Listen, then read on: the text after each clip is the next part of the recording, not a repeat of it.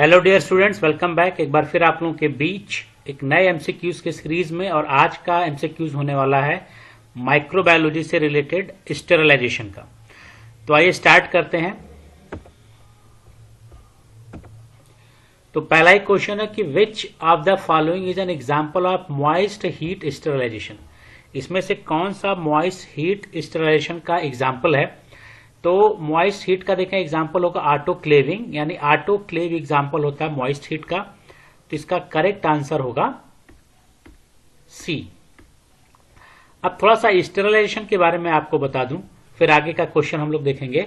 तो sterilisation in the pharmacy कहा जाता है refers to the process of eliminating all form of microbial lives, यानी सिंपली हम लोग कहते हैं जो फ्री फ्रॉम माइक्रोब्स, यानी स्टेरिलाइजेशन को कहते हैं फ्री फ्रॉम माइक्रोब्स, यानी किसी भी आर्टिकल से, सब्सटेंस से हम माइक्रोब्स को रिमूव कर दें कंप्लीटली, इसको हम लोग बोलते हैं स्टेरिलाइजेशन। अब आपका स्टेरिलाइजेशन में मेथड है, कौन कौन से मेथड होते हैं? तो ब्रीफ में अगर देखें तो हम लोग मेथड यूज करते हैं। पहला मेथड यूज करते हैं फिजिकल मेथड। फिजिकल मेथड में आपके आते हैं हीट स्टेरिलाइजेशन, और हीट में दो आएगा, एक तो मॉइस्ट हीट और दूसरा आता है ड्राई हीट। मॉइस्ट हीट का मतलब है कि हम लोग स्टीम यूज करते हैं, स्टीम हीटिंग पे तौर पे स्टीम यूज करेंगे। और ऑटोक्लेव को जस्ट लाइक प्रेशर कुकर आप समझिए कि जो प्रेशर कुकर होता है उसी को हम लोग ऑटोक्लेव बोलते हैं। अब ऑटोक्लेव में क्या है, यूज करते हैं saturated steam under the pressure 121 degree centigrade temperature होता है, 15 से 20 मिनट होता है, ठीक। और सुटेबल फॉर होता है एक्वस प्रिपरेशन, सर्जिकल ड्रेसिंग और इंस्ट्रूमेंट के लिए। मैकेनिज्म देखें तो ये क्या करता है, denaturation and coagulation of the protein. अब प्रोटीन का डीनेचुरेशन और कोआगुलेशन होने से क्या होता है, कोई भी अगर माइक्रोब्स है और उसके अंदर जो प्रोटीन है, प्रोटीन का काम क्या होता है, प्रोटीन्स हमारे एक तरह से क्या होते हैं, एंजाइम्स होते हैं। और ये जो एंजाइम्स होते हैं बॉडी में जितने भी बायोकेमिकल रिएक्शंस होते हैं, उन बायोकेमिकल रिएक्शंस को परफॉर्म करता है, और यही बायोकेमिकल रिएक्शन से हमको क्या मिलता है, एनर्जी। अब प्रोटीन ही कोआगुलेट कर जाएगा, खत्म हो जाएगा, तो एंजाइम की एक्टिविटी डिक्रीज हो जाएगी, जिससे बायोकेमिकल रिएक्शंस ब्लॉक हो जाएंगे और आपको एनर्जी नहीं मिलेगी और सेल डाई कर जाता है। तो मॉइस्ट हीट में आपको याद रखना autoclave, temperature 121 degree centigrade, time जो है 15 से 20 मिनट दिया जाता है, और ये एक्वस प्रिपरेशन, सर्जिकल ड्रेसिंग और इंस्ट्रूमेंट के लिए हम लोग यूज करते हैं। मैकेनिज्म अगर पूछे तो डीनेचुरेशन, कोआगुलेशन होता है। अब हम लोग ड्राई हीट भी यूज करते हैं, यानी हॉट एयर ओवन यूज करेंगे, यानी डायरेक्ट हीट प्रोवाइड करेंगे उसको। अब जो हीट प्रोवाइड करते हैं यूज करते हैं ड्राई हीट। यहाँ पे क्या यूज करते हैं, मॉइस्ट हीट यानी स्टीम, और यहाँ पे हम लोग ड्राई हीट यूज करेंगे। और टेम्परेचर क्या रखते हैं, 160 to 170 degree centigrade for 2 to 3 hours, यानी हम ये मान के चले कि 160 डिग्री सेंटीग्रेड पे 2 आवर्स के लिए अगर रखें 2 to 3 आवर्स, तो क्या होगा, हमारा प्रोडक्ट स्टेराइल हो जाएगा। और ड्राई हीट में हम लोग ग्लास वेयर के लिए यूज करते हैं, ऑयल्स के लिए, पाउडर्स के लिए। ये पूछा जाता है, डस्टिंग पाउडर का अक्सर पूछा जाता है, तो पाउडर्स के लिए हम लोग ड्राई हीट यूज करते हैं। और यहाँ पे मैकेनिज्म क्या होता है, ऑक्सीडेशन होता है सेलुलर कंपोनेंट का, और ऑक्सीडाइज होने से फिर सेल डाई हो जाता है। तो ये हो गया हमारा फिजिकल मेथड। अब देखें दूसरा हमारा क्या है, फिल्ट्रेशन मेथड। फिल्ट्रेशन मेथड में हम लोग क्या करते हैं, रिमूव करते हैं microbes from the liquid gases without applying heat. हम लोग हीट यूज नहीं करते हैं, ठीक। तो अगर हम लोगों को कोई थर्मोलेबाइल सब्सटेंस है, थर्मोलेबाइल का मतलब क्या हो गया, जो हीट की प्रेजेंस में अपनी प्रॉपर्टी को लॉस कर दें उसको बोलते हैं थर्मोलेबाइल, या इसी को बोलते हैं heat sensitive material. Heat sensitive material. अब ऐसे मटेरियल का अगर स्टेरिलाइजेशन करना है तो हम लोग हीटिंग टेक्निक्स तो यूज नहीं कर पाएंगे, ना मॉइस्ट हीट यूज करेंगे ना ड्राई हीट यूज करेंगे, दोनों नहीं। तो ऐसे सिस्टम के लिए हम लोग क्या यूज करते हैं, फिल्ट्रेशन। और फिल्ट्रेशन में हम लोग क्या यूज करते हैं, फिल्टर मीडिया, ठीक। तो अब ये नीचे लिखा भी है, suitable for heat sensitive solution, जैसे वैक्सीन है, एंटीबायोटिक और एंजाइम्स के लिए सबसे बेस्ट मेथड होगा हमारा फिल्ट्रेशन। अब देखें जो हम लोग फिल्टर मीडिया यूज करते हैं, तो हम लोग यूज करते हैं मेम्ब्रेन फिल्टर। अब types of filter, membrane filter होता है, डेप्थ फिल्टर होता है, और सिंटर्ड ग्लास फिल्टर होता है। और ये मैंने फिल्ट्रेशन जो टॉपिक था फिजिक्स में, वहां मैंने बताया भी था। अब मेम्ब्रेन फिल्टर जो हम लोग यूज करते हैं, तो मेम्ब्रेन फिल्टर पोर साइज जो होता है इसका, ये वेरी करता है 0.1 माइक्रोमीटर टू 100 माइक्रोमीटर। अब कहा गया 0.1 माइक्रोमीटर यूज करेंगे जब हमको माइक्रोप्लाज्मा रिमूव करना हो, और 0.20 से 0.22 जब हम करते हैं स्टेरलाइज फिल्टर के लिए, यानी जब स्टेरिलाइजेशन करना, तो सबसे ज्यादा यही क्वेश्चन पूछा जाता है कि स्टेरिलाइजेशन में जो हम लोग फिल्टर मीडिया यूज करते हैं उसका पोर साइज क्या होता है। तो आपको याद होना था 0.20 से 0.22 माइक्रोमीटर। अब तीसरा यहाँ पे लिखा है 0.545 micrometer, the standard pore size growing micro organism and recovering bacteria. अब हम लोग क्या स्टेरिलिटी टेस्ट करते हैं कि हम स्टेराइल करने के बाद स्टेरिलिटी टेस्ट करते हैं। अब स्टेरिलिटी टेस्ट में हम लोग ये देखते हैं कि हमारा प्रोडक्ट स्टेराइल हुआ है कि नहीं। तो यहाँ पे भी हम लोग फिल्ट्रेशन टेक्निक यूज करते हैं जिसमें हम लोग मेम्ब्रेन फिल्टर यूज करते हैं जिसका पोर साइज 0.5। अब ये स्टेरिलिटी टेस्ट के लिए हो गया, ठीक। तो अब यहाँ पे स्टेरिलिटी टेस्ट यानी ग्रोइंग करते हैं, माइक्रो ऑर्गेनिज्म ग्रो करके देखते हैं कि हमारे सब्सटेंस में माइक्रोब्स है कि नहीं। डेप्थ फिल्ट्रेशन और सिंटर्ड ग्लास फिल्टर यूज करते हैं। मैंने सिंटर्ड ग्लास फिल्टर बताया भी था कि ये फ्रिट्स ग्लास हम लोग यूज करते हैं, ग्लास को फाइन पाउडर में कन्वर्ट करते हैं और फिर इसको फ्यूज कर देते हैं। तो दूसरा हो गया फिल्ट्रेशन। तीसरा देखिए मेथड है रेडिएशन। रेडिएशन क्या, आयोनाइजिंग रेडिएशन यानी गामा रेज हम लोग यूज करते हैं और use high energy photons for sterilization disposable medical product, syringe and surgical instrument. इनके लिए हम लोग रेडिएशन यूज करते हैं। Suitable for heat sensitive material के लिए ये भी सुटेबल है, जैसे फिल्ट्रेशन सुटेबल है उसी तरह से रेडिएशन भी सुटेबल है क्योंकि यहाँ पे हीट नहीं दिया जा रहा है। तो आयोनाइजिंग रेडिएशन यूज करते हैं जिसमें गामा रेज हम लोग यूज करते हैं। नॉन आयोनाइजिंग रेडिएशन यूज करते हैं जिसमें हम लोग सरफेस स्टेराइल करते हैं in laminar flow hood in the rooms. तो हम लोग non ionizing UV light use करते हैं रूम्स को ही। अगर हमें रूम को स्टेराइल करना है तो हम लोग यूवी लाइट यूज करते हैं, और अगर डिस्पोजेबल या मेडिकल डिवाइसेज है तो आयोनाइजिंग रेडिएशन यूज करते हैं। तो तीसरा हो गया रेडिएशन। अब फिर एक चौथा है, यहाँ पे तीसरा लिखा है, चौथा मेथड हम लोग का केमिकल मेथड, ये चौथा होना चाहिए। चौथा हमारा हो गया केमिकल मेथड। केमिकल में हम लोग गैस यूज करते हैं और गैस में ज्यादातर हम लोग यूज करते हैं इथाइलिन ऑक्साइड, ईटीओ जिसको बोलते हैं। इफेक्टिव फॉर एवी heat sensitive equipments and plastic material क्या है, और require aeration to remove toxic residues. तो जब गैस हम लोग यूज करेंगे तो गैस के लिए हमारे पास एरेशन होना चाहिए क्योंकि जो गैस यूज कर रहे हैं वहां से रिमूव हो जानी चाहिए। फॉर्मल्डिहाइड भी यूज करते हैं ये रूम और इंक्लोजर्स के लिए। तो ये हमारा केमिकल मेथड में, और भी बहुत सारे केमिकल आते हैं जो हम लोग स्टेरिलाइजेशन के लिए यूज करते हैं। अब कोल्ड स्टेरिलाइजेशन भी होता है, लिक्विड स्टेरिलाइजेशन जिसको हम लोग कोल्ड स्टेरिलाइजेशन बोलते हैं। कोल्ड स्टेरिलाइजेशन में क्या करते हैं, यूज करते हैं डिसइंफेक्टेंट लाइक ब्यूटाइल्डिहाइड, हाइड्रोजन पेरोक्साइड, ठीक, पर acetic acid, instrument material sensitive, ये भी हीट के लिए हम लोग यूज करते हैं। अब देखिए डिसइंफेक्टेंट जो यूज किया गया, डिसइंफेक्टेंट और एंटीसेप्टिक ये दो चीजें पूछी जाती हैं। डिसइंफेक्टेंट क्या होता है कि माइक्रोब्स को हम लोग दोनों में रिमूव करते हैं, दोनों में माइक्रोब्स को रिमूव करेंगे। और अगर लिविंग से रिमूव करते हैं, लिविंग थिंग से अगर कोई चीज रिमूव करते हैं तो उसको बोलते हैं एंटीसेप्टिक, और अगर नॉन लिविंग से हम लोग करते हैं तो उसको बोलते हैं डिसइंफेक्टेंट। यानी सिंपल अगर हम लोग ग्लासवेयर को इस पे कोई केमिकल यूज कर रहे हैं तो उसको डिसइंफेक्टेंट बोलेंगे, और अगर स्किन पे यूज कर रहे हैं तो उसको बोलते हैं एंटीसेप्टिक। अब देखा मैंने स्टेरिलिटी टेस्टिंग कहा था कि आफ्टर स्टेरिलाइजेशन जब हम स्टेराइल करते हैं तो स्टेरिलिटी टेस्ट करते हैं, और इसको कंडक्ट करते हैं इसलिए कि हम लोग पता लगाएं कि एब्सेंस ऑफ वाइबल माइक्रोनिज्म।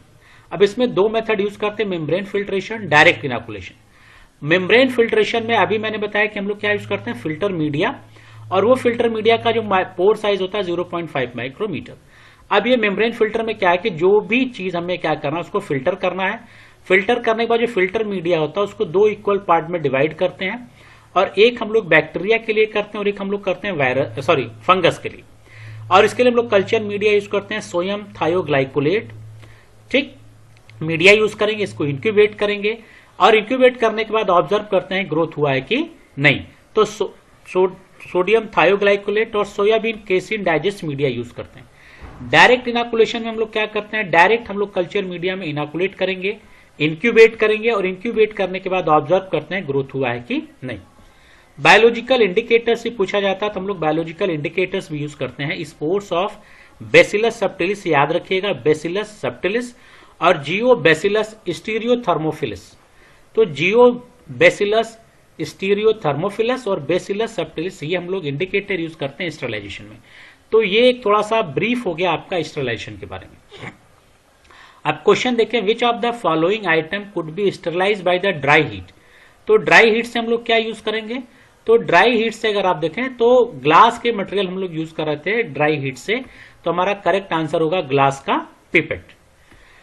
तीसरा है कि the absence of all form of microbes microbial life including spore is known as, तो हम लोग इसको क्या बोलेंगे? ठीक, तो सारे माइक्रोबियल लाइफ को हम लोग कर रहे थे, इसको हम लोग क्या बोलते हैं? स्टेरिलिटी। तो करेक्ट आंसर होगा स्टेरिलिटी। और डिसइंफेक्टेंट मैंने कहा कि ये रिमूव करते हैं कहां से? नॉन लिविंग से। तो अगर नॉन लिविंग वर्ड ऐड हो जाए वहां से हम लोग माइक्रोबियल लाइफ को रिमूव करेंगे तो उसको बोलते हैं डिसइंफेक्टेंट। ठीक, तो करेक्ट आंसर हो गया हम लोग का डी। चौथा, what is the common temperature used in autoclave? Autoclave में कॉमन टेम्परेचर हम लोग क्या यूज करते हैं? तभी मैंने कहा 121 डिग्री सेंटीग्रेड, तो हमारा टेम्परेचर होगा 121 डिग्री सेंटीग्रेड। तो करेक्ट आंसर हो गया ए। पांचवा, who is the invented autoclave? Autoclave को किसने इन्वेंटेड किया था? देखें तो इसका करेक्ट आंसर होगा बी, चार्ल्स चैम्बरलैंड ने इसको इन्वेंटेड किया था। तो करेक्ट आंसर हो गया बी। नेक्स्ट क्वेश्चन है, best method for sterilization by steam under the pressure. Steam under the pressure, अब स्टीम का नाम आ गया तो ये हो गया मॉइस्ट हीट। अब मॉइस्ट हीट में हम लोग क्या यूज किए थे? ऑटोक्लेविंग। ऑटोक्लेव हम लोगों ने यूज किया था। तो करेक्ट आंसर होगा इसका ऑटोक्लेव। और ड्राई हीट के लिए हम लोग यूज करते हैं हॉट एयर ओवन। तो सी। सातवां, टेंडलाइजेशन। स्टेंडलाइजेशन क्या है? अगर देखें तो मेथड ऑफ स्टेरिलाइजेशन है। टेंडलाइजेशन में भी हम लोग स्टेरिलाइजेशन करते हैं। नेक्स्ट क्वेश्चन देखा जाए, tyndallization is a method of sterilization using, फिर अगेन ये क्वेश्चन आ गया, टेंडलाइजेशन इज मेथड ऑफ, क्या हम लोग यूज करते हैं? टेम्परेचर। तो टेम्परेचर हम लोग देखें तो टेंडलाइजेशन में मॉइस्ट हीट यूज करते हैं। आंसर भी इसका आ गया मॉइस्ट हीट 100 डिग्री सेंटीग्रेड पे। तो करेक्ट आंसर होगा moist heat 100 degree centigrade. Dusting powder should be sterilized by, तो डस्टिंग पाउडर को स्टेराइल करने के लिए अभी मैंने कहा कि कौन सा हीट यूज करते हैं? ड्राई हीट यूज करेंगे। क्या यूज करेंगे? Dry heat. और ड्राई हीट में क्या यूज कर रहे थे? Hot air oven. तो करेक्ट आंसर होगा हॉट एयर ओवन। दसवां, विच of the following was the first widely used antiseptic and disinfectant? तो सबसे पहला जो एंटीसेप्टिक यूज किया गया था वो था फिनॉल, जो कि एक साइंटिस्ट थे लिस्टर, इन्होंने इसको डिस्कवर किया था। फिनॉल को सबसे पहला एंटीसेप्टिक था हम लोगों का phenol, discovered by the Lister. 11th question है, which of the following substance can use for the sterilization? इसमें से कौन सा स्टेरिलाइजेशन के लिए यूज किया जाता है? अब हम लोग आगे केमिकल मेथड में। केमिकल में देखें, जो सबसे पहले मैंने बताया था आपको इथाइलिन ऑक्साइड। तो करेक्ट आंसर हो गया इथाइलिन ऑक्साइड, हम लोग स्टेरिलाइजेशन के लिए यूज करते हैं। 12th question, what is the main mechanism of sterilization in dry heat? तो ड्राई हीट में क्या था? थ्योरी में हम लोगों ने देखा तो हम लोग क्या कर रहे थे? ऑक्सीडेशन कर रहे थे। ऑक्सीडेशन, प्रोटीन का डीनेचुरेशन या कोआगुलेशन किस में हो रहा था? मॉइस्ट हीट में। तो यहां पे ऑक्सीडेशन करेक्ट आंसर होगा। तो करेक्ट आंसर हो गया हम लोग का B. 13, what is the thermal death point? Thermal death point क्या होता है? तो थर्मल डेथ पॉइंट देखें तो यहां पे आंसर आ गया कि the lowest temperature that kills all microbes in 10 minute में, 10 मिनट में जो आप सारे माइक्रोब्स को किल दे, जो वो लोवेस्ट टेम्परेचर क्या होगा? इसको बोलते हैं थर्मल डेथ पॉइंट। यानी हम लोग वो टेम्परेचर डिटेक्ट करते हैं जिसमें माइक्रोब्स किल हो जाए। Decimal reduction time, D value पूछ रहा है, इसमें से डी वैल्यू क्या होगा? तो डी वैल्यू अगर आप देखें तो सारे माइक्रोब्स को किल करना है तो एटलीस्ट 90% को तो किल करना पड़ेगा। तो रिक्वायर्ड टू किल 90%। अब जो 90% किल होगा उसी को हम लोग बोलते हैं डी वैल्यू। तो करेक्ट आंसर होगा the time required to kill 90% of cell at particular temperature. तो करेक्ट आंसर हो गया A. Sterilization can be carried out, तो स्टेरिलाइजेशन किसके थ्रू होगा? हम लोग को स्टेराइल हीट के थ्रू भी करते हैं। और हीट में हम लोगों ने यूज किया था मॉइस्ट हीट और ड्राई हीट। मॉइस्ट हीट का एग्जांपल आप ऑटोक्लेव दिमाग में रखिए, ड्राई हीट का हॉट एयर ओवन। रेडिएशन भी हम लोगों ने यूज किया था जिसमें नॉन आयनाइजिंग रेडिएशन था, जिसमें हम लोग क्या यूज किए थे? नॉन आयनाइजिंग में यूवी और आयोनाइजिंग में हम लोग यूज किए थे गामा। फिल्ट्रेशन यूज किए थे जिसमें हम लोग क्या यूज करते? Membrane filter. ठीक, मेम्ब्रेन फिल्टर यूज करते हैं जहां पे 0.22 या 0.20 माइक्रोमीटर जिसका पोर साइज था। तो ये सारे मेथड यूज कर रहे हैं। तो करेक्ट आंसर हो गया ऑल ऑफ दीज। 16वां, which sterilization method is the most suitable for the heat sensitive material like enzyme and vaccine? अब आप ये बता सकते हैं हीट सेंसिटिव के लिए क्या यूज करेंगे, तो हम लोग हीट सेंसिटिव के लिए यूज करेंगे फिल्ट्रेशन। रेडिएशन भी यूज कर सकते हैं लेकिन हम लोग ज्यादा यूज करते हैं फिल्ट्रेशन का। ठीक, ऑटोक्लेविंग मॉइस्ट हीट का एग्जांपल है, hot air oven dry heat का एग्जांपल हो गया, और रेडिएशन आप लोग को पता है, तो करेक्ट आंसर हो गया बी। 17th क्वेश्चन है which gas is commonly use for the sterlization heat sensitive material. Again question repeat हुआ, हीट सेंसिटिव वर्ड यूज कर दिया गया, तो करेक्ट आंसर होगा इथाइलिन ऑक्साइड। 18वां है कि what type of radiation is used in sterilization of disposable. Disposable में हम लोग क्या यूज करते हैं, तो डिस्पोजेबल में मैंने बताया कि रेडिएशन में दो तरह का, ये नॉन आयोनाइजिंग है और गामा रेज हमारा क्या आयोनाइजिंग है। तो आयोनाइजिंग हम लोग यूज करते हैं, तो यानी गामा रेज हम लोग यूज करेंगे, और अगर रूम को स्टेराइल करना हो तो वहां पे हम लोग अल्ट्रावायलेट यूज करते हैं, और लैमिनार एयर फ्लो, इसका भी आपका एग्जाम, तो लैमिनार एयर फ्लो में भी हम लोग अल्ट्रावायलेट रेज यूज करते हैं। तो करेक्ट आंसर होगा हम लोग का बी, अरे सॉरी सी, गामा रेज।